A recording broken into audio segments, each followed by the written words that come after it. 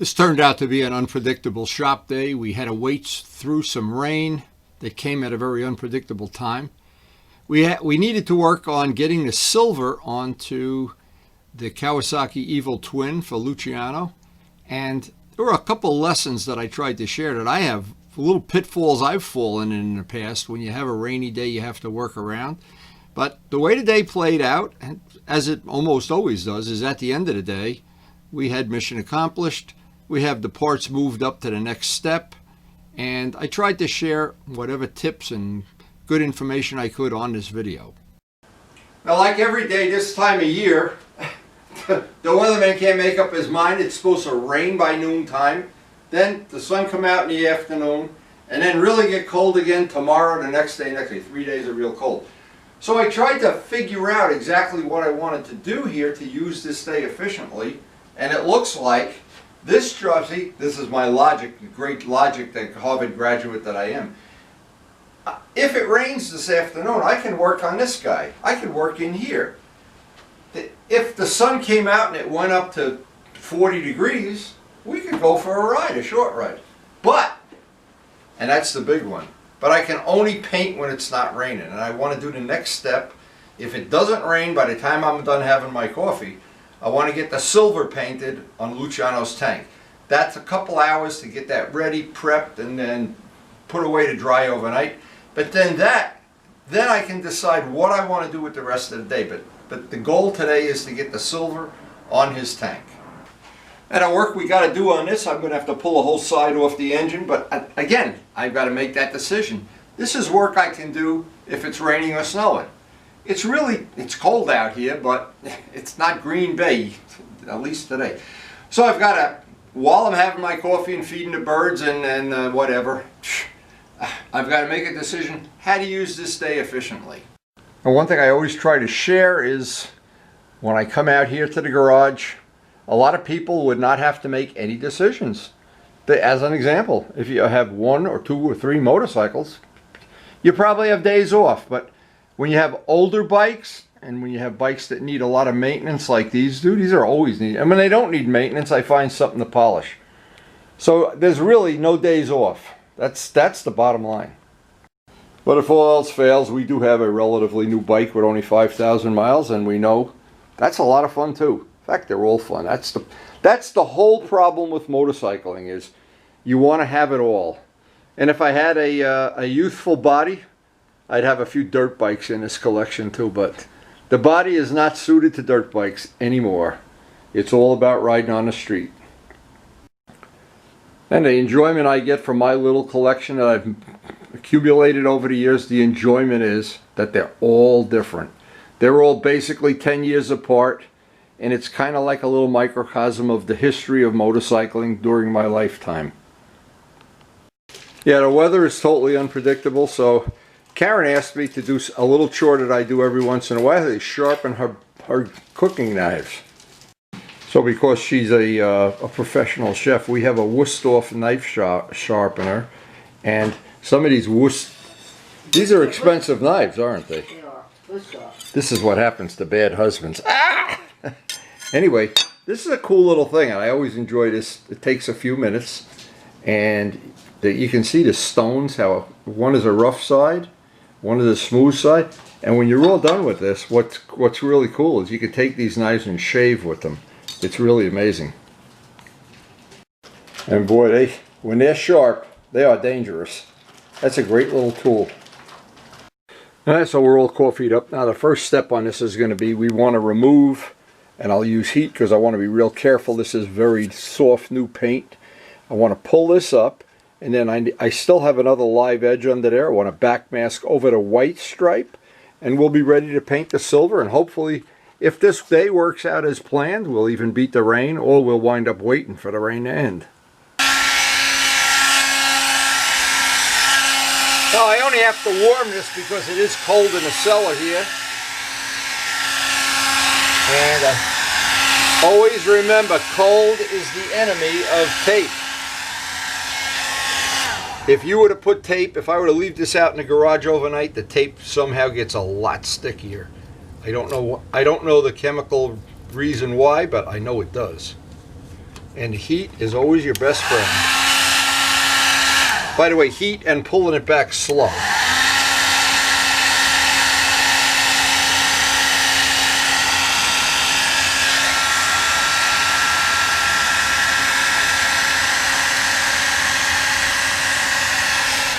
Now, as a living proof, you can actually feel it. If you start to pull tape and you feel it's really hard to pull up, you can feel as the heat works, whoa, the tape just slides right off. That's probably one of the best painting tips that I've ever found anyway.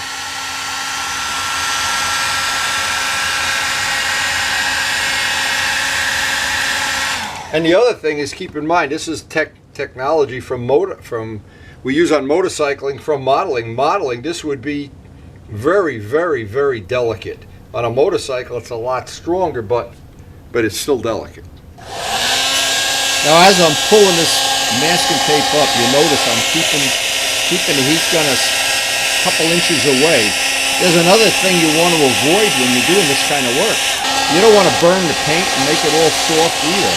Now, I know some people have told me they use a heat gun on this, and I think the hair dryer takes a little longer, but you're safer, because if you get that paint underneath a little bit too hot, you wind up burning it. It defeats the whole purpose of what you're doing. So the whole answer here is just be careful, do it gently. This is always very delicate at this point in the process. And every time I look at this, I think, oh, boy, we get through this without pulling up paint, it's our lucky day. So now the way the paint mapping works, this is now a live edge, this edge on the inside, so I want to press that down really nice and clean. I've cleaned my hands with alcohol, and now I want to back mask. The only thing I have to back mask is the actual area that we just made a white stripe on. And then that'll be ready for the silver.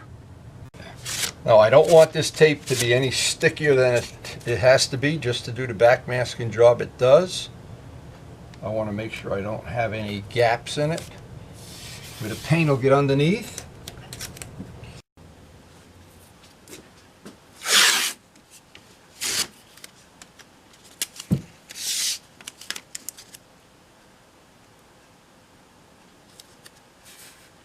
And I really would have much preferred, if I had done the whole job, to have the whole tank white, and that would have saved me a lot of back masking. But again, my clients always have the last word on these type of things.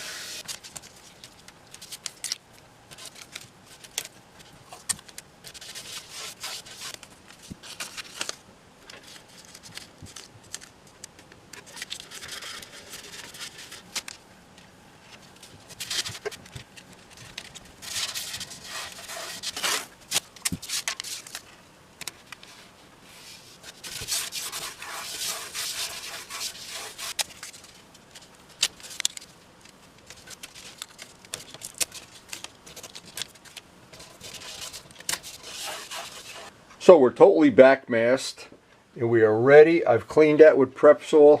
The two things I have to do now, I have to establish how I'm going to... Oh, there's Luciano on the phone again. Okay, Luciano's itching to get this job done. I am too. Hey, I enjoy talking to him every day, but I got to get busy because it's going to rain any minute out there. I got to get the silver mixed, fire up the compressor, and we'll be ready to... I got to jig this up. I got to figure out how I want to jig this up. Now again, we have Omni paint. We know that the 733 thinner worked okay with the white, so we could be confident about this anyway. Again, this is a little bit different paint than we normally use, but hey, I know Luciano gets it from his friend at the body shop, so we'll let him get away with it. That silver, more than anything else, has to be stirred. Looks like, yeah, it looks like he's even got thinner in here already. Heaven forbid he should bring some thinner. Anyway, this looks like it's already been thinned.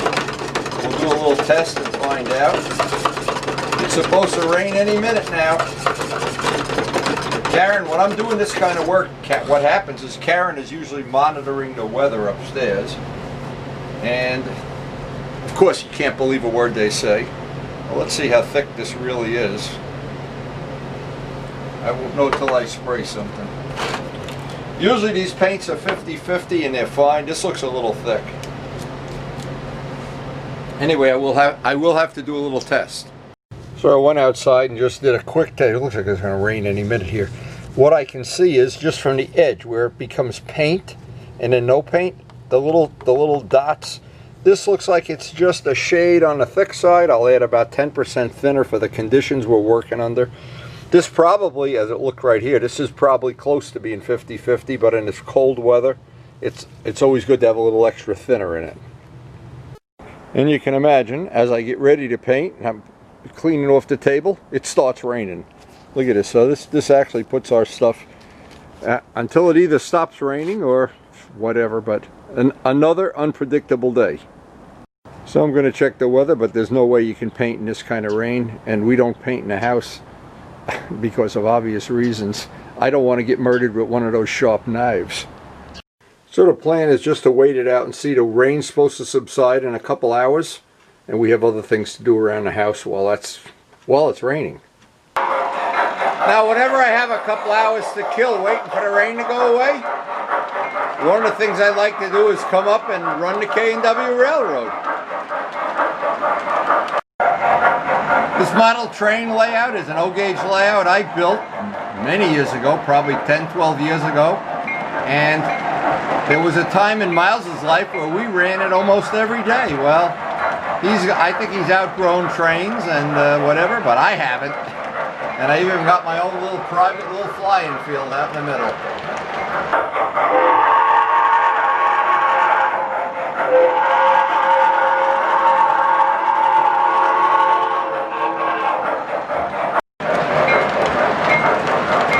And this really was truly a labor of love. And all my childhood, I always wanted to have a big O-gauge model railroad, and it took me till in my 60s to have it.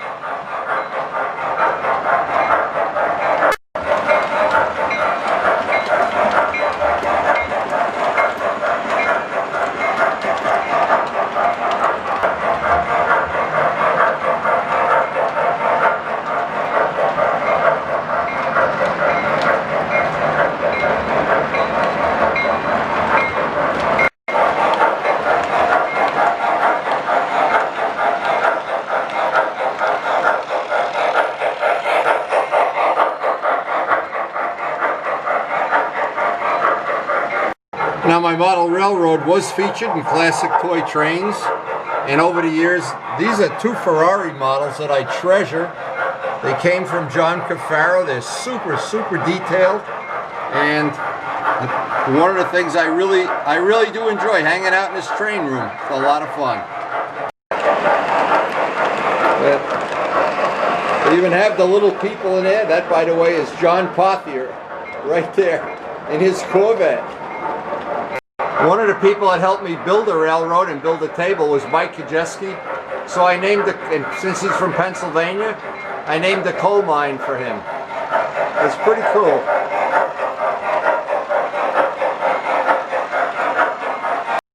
It is always a good way to wait for the rain to stop. And I think it's coming to an end right now. Anyway, this was a good diversion. And bring a cup of coffee up here, and 2 hours just melt right by. You don't even know where they went.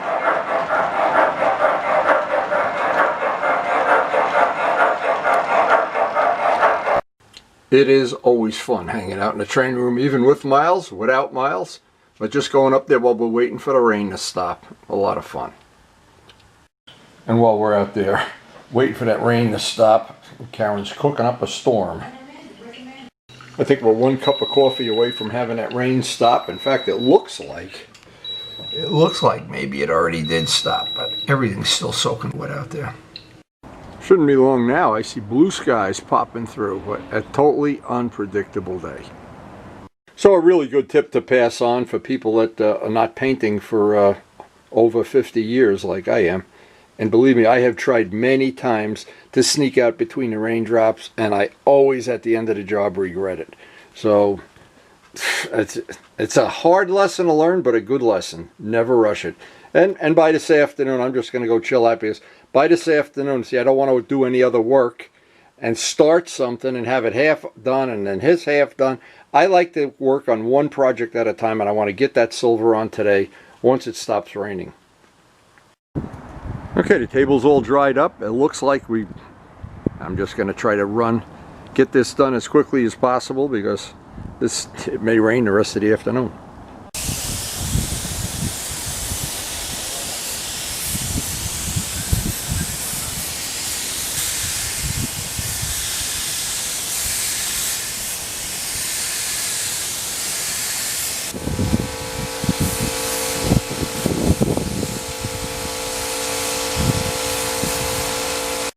So it looks like we made a good decision on waiting for the sun. The sun is as bright as can be now.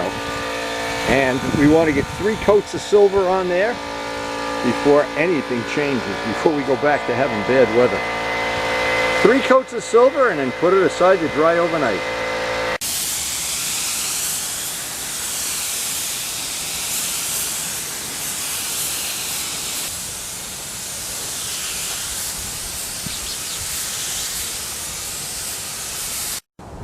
Okay, with 3 coats on there, we've managed to, well, I think our patience paid off, and that's ready to let it dry overnight. Now, as it's drying out here, that is really a nice color silver. That's going to look really nice. The next step on this is we're going to do the decals, but I think that's really going to be a nice job when that's done. The silver really looks good in the sun. So patience today was the order of the day, and at the end of the day, we have some really nice. I had silver laid down beautifully. Glad I didn't risk doing it in the rain. Before I end the video today, and this day really stretched out, I wanted to thank the healthcare workers always, and never forget to do it on my videos. You guys just really have made this all possible. If I could say it any other way, I would. But anyway, we're going to pick this up. The next day we get to work. This is going to sit overnight. We're going to pull all the back mask. Make sure we don't have any imperfections in it, and then the next thing will be to lay out the decals, and that in itself is always an adventure. So that'll be in the next couple days. In the meantime, I'm glad we waited, and that's the most important lesson to learn from everything. There's always something to do, even if you don't have a train layout. There's always something you can sweep up or clean or whatever, stand on your head. But the problem is, in my life, in the past, I've tried to rush things and push things. Never worked out well. Never worked out well. That's a good lesson learned. And hope you enjoyed the video. Enjoyed sharing our little life, our cooking adventures, and our life. That's the only life I have. And thanks for watching. And I do try to post up something almost every day. And of course, just like today, we are subject to the weather. We're subject to personal things, subject to sharpening knives. That's really is a good tool, that whisk-off tool. But anyway, besides that, I do enjoy editing the videos, making them. And what I do enjoy most of all is at the end of all this work, I get to ride the bikes and ride the wheels off them. And we have other work to do on the RD when we get an appropriate day. And there may or may not be random days in the middle of the winter when it's just sneaking up on 40 degrees we get to ride. But right now, I just want to thank everybody. Thank you guys so much for watching.